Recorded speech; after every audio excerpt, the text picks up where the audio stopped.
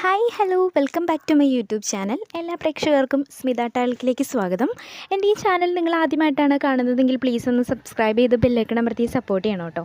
വിനീത് ശ്രീനിവാസൻ്റെ സംവിധാനത്തിൽ ഏപ്രിൽ 11 തിയേറ്ററുകളിലേക്ക് എത്തി വൻ വിജയമായിക്കൊണ്ടിരിക്കുന്ന ചിത്രമാണല്ലോ വർഷങ്ങൾക്ക് ശേഷം.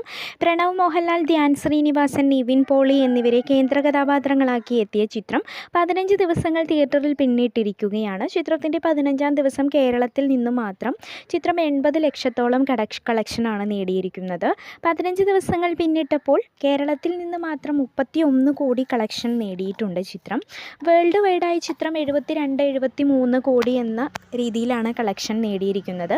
ചിത്രം 15 ദിവസങ്ങൾ പിന്നിട്ടപ്പോൾ തന്നെ 72-73 കോടിയിലേക്ക് കളക്ഷൻ എത്താൻ സാധിച്ചിട്ടുണ്ട് എങ്കിൽ ചിത്രം 10-12 ദിവസങ്ങൾ കൂടി തിയേറ്ററുകളിൽ പിന്നിട്ടാൽ ഫൈനൽ കളക്ഷൻ 80 കോടി 85 കോടിയിലേക്ക് തന്നെ എത്താനാണ് കൂടുതൽ സാധ്യത കാണുന്നത്.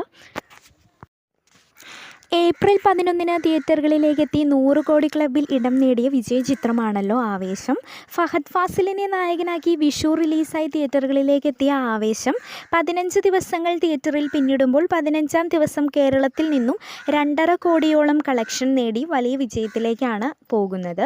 മാത്രമല്ല കേരളത്തിൽ നിന്ന് മാത്രം 50 കോടി എന്ന റെക്കോർഡും ആവേശം സ്വന്തമാക്കിയിരിക്കുകയാണ്.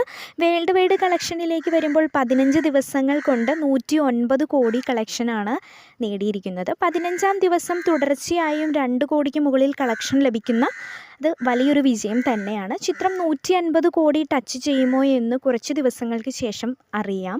എന്തായാലും തുടർച്ചയായി 2 കോടിക്ക് മുകളിൽ കളക്ഷൻ ലഭിക്കുന്നത് കൊണ്ട് തന്നെ 150 കോടി നേടിയെടുക്കാൻ തന്നെയാണ് കൂടുതൽ സാധ്യത കാണുന്നത്. ചിത്രത്തിൻ്റെ കൂടുതൽ വിശേഷങ്ങളുമായി നമുക്ക് മറ്റൊരു വീഡിയോയിലൂടെ കാണാം. Thanks for watching.